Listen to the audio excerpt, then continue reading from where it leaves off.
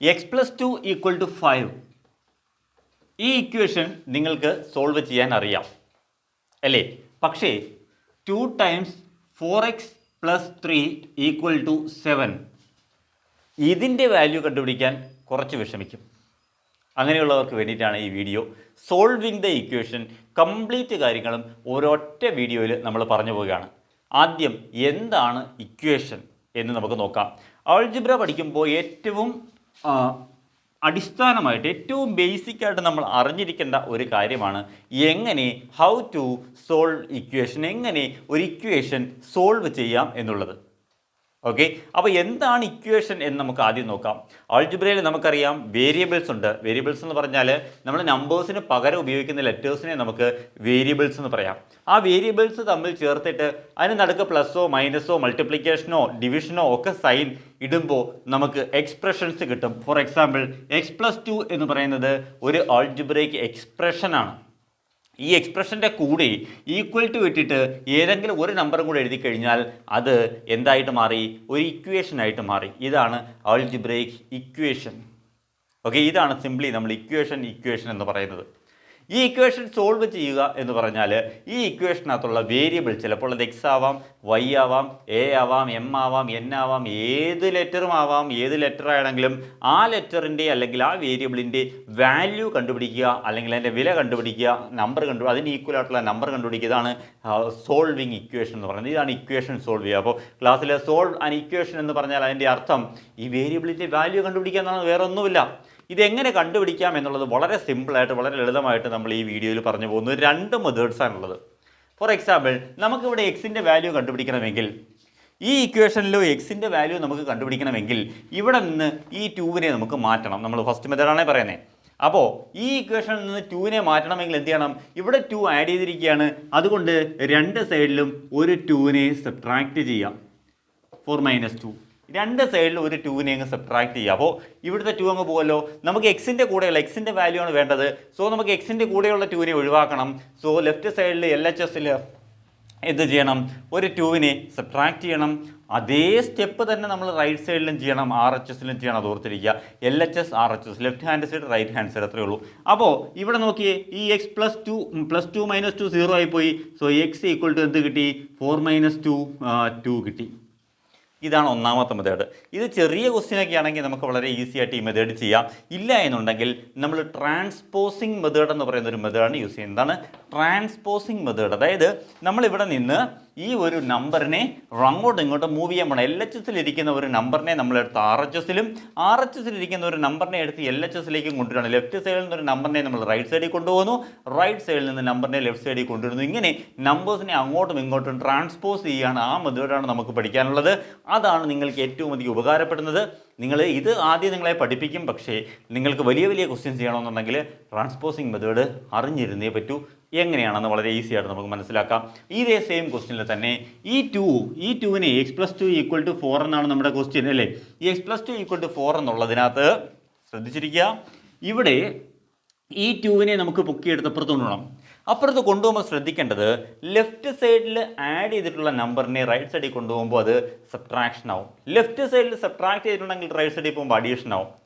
Addition subtraction അങ്ങനെയാണ് മാറുന്നത്. Left സൈഡിൽ ആഡ് ചെയ്തിട്ടുള്ളത് റൈറ്റ് സൈഡിൽ പോകുമ്പോൾ സബ്ട്രാക്ഷൻ ആവും. ലെഫ്റ്റ് സൈഡിൽ സബ്ട്രാക്ട് ചെയ്തിട്ടുള്ളത് അപ്പുറത്ത് ചെല്ലുമ്പോൾ എന്തായിട്ട് മാറും? അഡീഷൻ ആവും. ലെഫ്റ്റ് സൈഡിൽ പ്ലസ് ആണെങ്കിൽ റൈറ്റ് സൈഡിൽ ചെല്ലുമ്പോൾ മൈനസ്, ലെഫ്റ്റ് സൈഡിൽ മൈനസ് ആണെങ്കിൽ റൈറ്റ് സൈഡിൽ ചെല്ലുമ്പോൾ പ്ലസ്, തിരിച്ചാണെങ്കിലും അതുപോലെ തന്നെ. അവിടെ നിന്ന് ഇങ്ങോട്ടും കൊണ്ടുവരും, ഇവിടെ നിന്ന് അങ്ങോട്ടും കൊണ്ടുപോകാം. ഇനി ലെഫ്റ്റ് സൈഡിൽ മൾട്ടിപ്ലൈ ചെയ്തിട്ടുള്ളതും അപ്പുറത്ത് കൊണ്ട് ചെല്ലുമ്പോൾ ഡിവിഷൻ ആവും. ഇവിടെ ഡിവൈഡ് ചെയ്തിട്ടുള്ളത് അപ്പുറത്ത് കൊണ്ട് ചെല്ലുമ്പോൾ മൾട്ടിപ്ലിക്കേഷൻ ആവും. പറഞ്ഞപ്പോൾ അത്രയേ ഉള്ളൂ. പക്ഷേ നിങ്ങൾക്ക് മനസ്സിലായില്ല. എങ്ങനെയാണെന്ന് നോക്കൂ. ഇവിടെ ഈ 2 എക്സിനൂടെ ആഡ് ചെയ്തിരിക്കുകയാണ്. ഈ 2നെ നമ്മൾ പൊക്കിയെടുത്ത് അപ്പുറത്ത് കൊണ്ടുപോയി കഴിഞ്ഞാൽ നമുക്കിതിന് x = 4, ഇത് ആഡ് ചെയ്തിരിക്കുന്ന 2 അവിടെ ചെല്ലുമ്പോൾ -2 ആവും. അതായത് x = 2 എന്ന് എഴുതാം. ഇത്രയേ ഉള്ളൂ. ഇതാണ് പറഞ്ഞത്. സപ്പോസ് നമ്മുടെ കയ്യിൽ x - 2 = 4 എന്നാണ് ഉണ്ടായിരുന്നത് എന്ന് വിചാരിക്കുക. അങ്ങനെയാണെങ്കിൽ നമുക്ക് ഈ -2നെ പൊക്കിയെടുത്ത് അപ്പുറത്ത് കൊണ്ടുപോകണം. അങ്ങനെ കൊണ്ടുപോകുമ്പോൾ x = 4, ഈ -2 അപ്പുറത്ത് ചെല്ലുമ്പോൾ +2 ആവും. 4 + 2 6 എന്ന് കിട്ടും. ഇത്രയേ ഉള്ളൂ. വളരെ സിമ്പിളാണ്. അപ്പോൾ ലെഫ്റ്റ് സൈഡിൽ പ്ലസ് ആണെങ്കിൽ റൈറ്റ് സൈഡിൽ ചെല്ലുമ്പോൾ മൈനസ്, ലെഫ്റ്റ് സൈഡിൽ മൈനസ് ആണെങ്കിൽ റൈറ്റ് സൈഡിൽ ചെല്ലുമ്പോൾ പ്ലസ്. ഈ ഒരു നമ്പറിൻ്റെ ലെഫ്റ്റ് സൈഡിലുള്ള നമ്പറാണ്, ആ നമ്പറിൻ്റെ സൈൻ അത് മാത്രം ഓർത്തിരിക്കുക. അത് ഓർത്തിരിക്കണം, ഇമ്പോർട്ടൻ്റ് ആണ്. ഇനി മൾട്ടിപ്ലിക്കേഷൻ ഡിവിഷൻ വന്നു കഴിഞ്ഞാൽ എന്ത് ചെയ്യും? ഫോർ എക്സാമ്പിൾ നോക്കിയേ, 3x = 18 ഇതൊരു എക്സ്പ്രഷനാണ്. 3x ഈക്വൽ ടു 18 ആണെങ്കിൽ ഈ 3യെ റൈറ്റ് സൈഡിൽ കൊണ്ടുപോകുമ്പോൾ ഇതിവിടെ മൾട്ടിപ്ലൈ ആയിരിക്കുന്ന 3 ആണ്. ഇതിനെ റൈറ്റ് സൈഡിൽ കൊണ്ട് ചെല്ലുമ്പോൾ 18/3 അതായത് 6 എന്ന് കിട്ടും. ക്ലിയർ ആയോ? അതായത് മൾട്ടിപ്ലൈ ചെയ്തിരിക്കുന്ന റൈറ്റ് സൈഡിൽ ചെല്ലുമ്പോൾ ഡിവിഷൻ ആവും. ഇനി നമുക്ക് തന്നിരിക്കുന്നത് x/2 ഈക്വൽ ടു 8 എന്നാണ് വിചാരിക്കുക. ഇവിടെ 2 ഇവിടെ എന്ത് ചെയ്തിരിക്കുകയാണ്? ഡിവൈഡ് ചെയ്തിരിക്കുകയാണ്. സോ റൈറ്റ് സൈഡിൽ പോകുമ്പോൾ എന്തായിട്ട് മാറും? x ഈക്വൽ ടു നമുക്ക് എങ്ങനെ എഴുതാം? 8 × 2 16 എന്ന് എഴുതാം. അത് മൾട്ടിപ്ലിക്കേഷനായി. അപ്പോൾ ലെഫ്റ്റ് സൈഡിൽ മൾട്ടിപ്ലൈ ചെയ്തിരിക്കുന്ന റൈറ്റ് സൈഡിൽ ചെല്ലുമ്പോൾ എന്തായിട്ട് മാറും? ഡിവിഷനായിട്ട് മാറും. ലെഫ്റ്റ് സൈഡിൽ ഡിവൈഡ് ചെയ്തിരിക്കുന്ന റൈറ്റ് സൈഡിൽ ചെല്ലുമ്പോൾ മൾട്ടിപ്ലിക്കേഷനായിട്ട് മാറും. കുറച്ചും കൂടെ ഒരു കോംപ്ലിക്കേറ്റഡ് ആയിട്ടുള്ള ക്വസ്റ്റ്യൻ നമുക്ക് നോക്കാം. ഏകദേശം മനസ്സിലായി കാണും. ഇത് നിങ്ങളൊരു 7ാം ക്ലാസ് വരുമ്പോൾ നിങ്ങൾ സോൾവിങ് ഇക്വേഷൻ പഠിച്ചു തുടങ്ങുന്നതാണ്. 8ലും 9ലും 10ലും എല്ലാത്തിലും സോൾവിങ് ഇക്വേഷൻ ഉണ്ട്. വേറൊരു ക്വസ്റ്റ്യൻ നോക്കിയേ. 3x + 5 equal to 20. 3x + 5 equal to 20. ഇതാണ് നമ്മുടെ ക്വസ്റ്റ്യൻ എന്ന് വിചാരിക്കുക. ഇതെങ്ങനെ സോൾവ് ചെയ്യാന്ന് വെച്ചാൽ ഇവിടെ എക്സിൻ്റെ അടുത്ത് 3 ഉണ്ട്, അപ്പുറത്തോട്ട് മാറി 5 ഉണ്ട്. നമുക്ക് ആദ്യം ഈ 5നെ റൈറ്റ് സൈഡിലേക്ക് കൊണ്ടുപോകാം. 5നെ റൈറ്റ് സൈഡിലേക്ക് കൊണ്ടുപോകുമ്പോൾ 3x ഈക്വൽ ടു ഈ 5 + 5 റൈറ്റ് സൈഡിൽ ചെല്ലുമ്പോൾ എന്തായിട്ട് മാറും? 20 - 5 ആവും. അതായത് 3x ഈക്വൽ ടു 15 എന്നായി കഴിഞ്ഞു നമ്മുടെ ക്വസ്റ്റ്യൻ. 3x ഈക്വൽ ടു 15 എന്നാണ്. ഇനി നമുക്ക് ഈ 3 റൈറ്റ് സൈഡിലേക്ക് കൊണ്ടുപോകാം. അപ്പോൾ എന്ത് കിട്ടും? 15. ഇവിടെ മൾട്ടിപ്ലൈ ഇരിക്കുന്ന 3 റൈറ്റ് സൈഡിൽ ചെല്ലുമ്പോൾ ഡിവിഷൻ ആവും. ആൻസർ 5 എന്ന് കിട്ടും. അപ്പോൾ ഇതാണ് സോൾവിങ് ഇക്വേഷൻ. ക്ലിയർ ആയോ? ഇനി വേറെ ഒരു മോഡൽ വരുമ്പോൾ എന്താ സംഭവിക്കുന്നത്? അല്ലെങ്കിൽ ഇതിൻ്റെ തന്നെ ഒരു ക്വസ്റ്റ്യൻ കൂടെ ചെയ്തിട്ട് നമുക്ക് അടുത്ത മോഡലിലേക്ക് പോവാം. 7x - 2 ഈക്വൽ ടു 14 എന്നൊരു ക്വസ്റ്റ്യൻ ആണ് വന്നിരിക്കുന്നത് വിചാരിക്കുക. ഓക്കെ, 16 എന്നൊരു ക്വസ്റ്റ്യൻ നമുക്കിടാം. 7x - 2 equal to 16. ഇതാണ് നമ്മുടെ ക്വസ്റ്റ്യൻ വിചാരിക്കുക. ഈ -2 എടുത്ത് റൈറ്റ് സൈഡിൽ കൊണ്ടുപോകുമ്പോൾ 7x equal to 16 + 2 equal to 18 എന്നാവും. അതായത് നമുക്ക് എന്ത് കിട്ടി? 7x ഈക്വൽ ടു 18 എന്ന് കിട്ടി. x ഈക്വൽ ടു എന്ത് കിട്ടും? 18/7 എന്ന് കിട്ടും. ആ മൾട്ടിപ്ലൈ ആയിരിക്കുന്ന 7 അവിടെ ചെല്ലുമ്പോൾ എന്തായിട്ട് മാറും? ഡിവിഷനായിട്ട് മാറും. ക്ലിയർ ആയോ? ഓക്കെ. ഇനി നെക്സ്റ്റ് ക്വസ്റ്റ്യൻ, വേറെ ഒരു മോഡൽ നോക്കാം. ക്വസ്റ്റ്യൻ ഇതാണ്. 2 × 4x + 3 ഈക്വൽ ടു 10. ഇങ്ങനെയാണ് തന്നിരിക്കുന്നത് വിചാരിക്കുക. 2 × 2 × 4x + 3 ഈക്വൽ ടു 10. ഇവിടെ നമുക്ക് എന്ത് ചെയ്യാമെന്ന് വെച്ച് കഴിഞ്ഞാൽ 2 രീതി ചെയ്യാം. നമ്മൾ ഡിസ്ട്രിബ്യൂട്ടീവ് പ്രോപ്പർട്ടി ഉപയോഗിച്ചും ചെയ്യാം, അല്ലാതെയും ചെയ്യാം. 2 രീതിയിലും ചെയ്ത് കാണിച്ചു തരാം. ഞാൻ ഫസ്റ്റ് ചെയ്യുന്നത് ഡിസ്ട്രിബ്യൂട്ടീവ് പ്രോപ്പർട്ടി യൂസ് ചെയ്തിട്ടാണ്. അതായത് ഈ 2 കൊണ്ട് നമ്മൾ അകത്തേക്ക് മൾട്ടിപ്ലൈ ചെയ്യുന്നു, 2നെയും മൾട്ടിപ്ലൈ ചെയ്യുന്നു. 2 കൊണ്ട് അകത്തേക്ക് മൾട്ടിപ്ലൈ ചെയ്താൽ 2 × 4x 8x ആണ്. 2 × 4 8 ആണ്. x അതുപോലെ എഴുതി. പ്ലസ് 2 × 3 6. 2 നമ്പറിനെ മൾട്ടിപ്ലൈ നമ്മൾ ഡിസ്ട്രിബ്യൂട്ടീവ് പ്രോപ്പർട്ടിയിൽ പഠിച്ചിട്ടുണ്ട്. ഈക്വൽ ടു 10 എന്ന് കിട്ടി. ഇനി എന്ത് ചെയ്യണം? ഈ 6നെ പൊക്കിയെടുത്ത് അപ്പുറത്ത് കൊണ്ടുപോകണം. അപ്പോൾ നമുക്ക് 8x ഈക്വൽ ടു 10 - 6 എന്ന് കിട്ടി അല്ലേ?